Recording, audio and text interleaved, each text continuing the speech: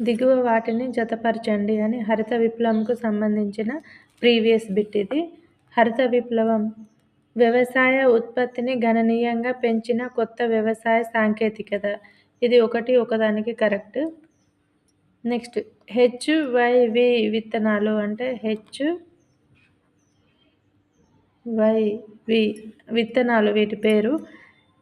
దీనికి మూడవది, ఇవి అధిక మొత్తంలో ఎరువులు తట్టుకోగలవు. నెక్స్ట్ జన్యు పరంగా మార్పు చేసిన విత్తనాలు అంటే దీనికి 2 ఆన్సర్. అవి రసాయన ఎరువులపై పెద్దగా ఆధారపడడం లేదు.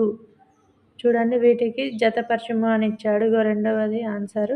ఒకదానికి ఒకటే ఆన్సర్ కరెక్ట్. ఒకదానికి ఒకటి. రెండవ దానికి మూడవ ఆన్సర్.